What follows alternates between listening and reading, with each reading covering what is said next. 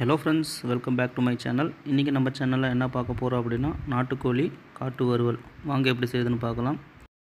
வீடியோக்குள்ளே போகிறதுக்கு முன்னாடி this video is sponsor by பைமோட் ஷாப்பிங் ஆப். பைமோட் ஷாப்பிங் ஆப்பில் உங்களுக்கு தேவையான க்ராசரி ஐட்டம்ஸ் எல்லாமே கம்மி விலையில் வாங்கிக்கலாம். வீடியோவோட டிஸ்கிரிப்ஷனில் லிங்க் கொடுத்துருக்கேன். ஆப்பை டவுன்லோட் பண்ணி பர்ச்சேஸை ஸ்டார்ட் பண்ணுங்கள். வாங்க இப்போ வீடியோக்குள்ளே போகலாம். அதுக்கு தேவையான பொருட்கள்: ஒரு கிலோ நாட்டுக்கோழியை கட் பண்ணி எடுத்து வச்சுக்கலாம். எடுத்து கறியை நல்லா வாஷ் பண்ணி எடுத்துக்கணும். ஒரு 2-3 டைம் நல்லா வாஷ் பண்ணி எடுத்துக்குங்க. இப்போது கேஸ் ஆன் பண்ணி மண் சட்டி எடுத்து வச்சு சட்டி சூடேறினதும் சிறிதளவு எண்ணெயை சேர்த்துக்கிட்டு எண்ணெய் காயட்டும்.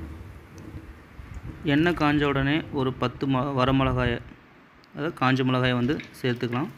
சேர்த்துக்கிட்டு அந்த எண்ணெய் சூட்டிலே வேக வைக்கணும்.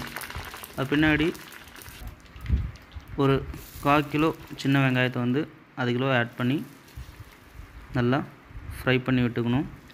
வெங்காயம் பார்த்திங்கன்னா பொன்னிறமாக வதங்கிடுச்சு. இப்போது வாஷ் பண்ணி வச்சுருக்க கறியை அது கூட சேர்த்துக்கிட்டு நல்லா மிக்ஸ் பண்ணி விடணும். இந்த கறியை பொறுத்த அளவுக்கு பார்த்திங்கன்னா எந்த வித மசாலாவும் ஆட் பண்ண தேவையில்லை. மஞ்சத்தூள் ஒரு 1/2 டேபிள் ஸ்பூன் அளவுக்கு ஆட் பண்ணிட்டு தேவையான அளவு உப்பு நம்ம ஆட் பண்ணிக்கலாம்.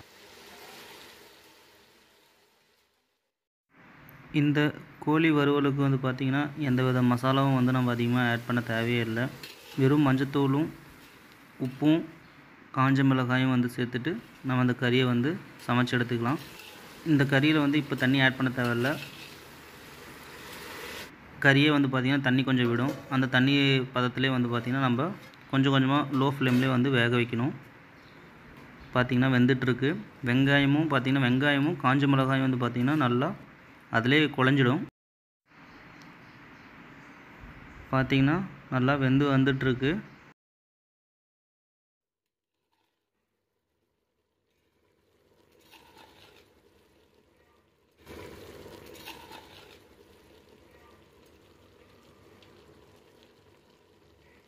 இப்போ இது கூட பார்த்திங்கன்னா கொஞ்சமாக தண்ணி நம்ம ஆட் பண்ணிக்கலாம்.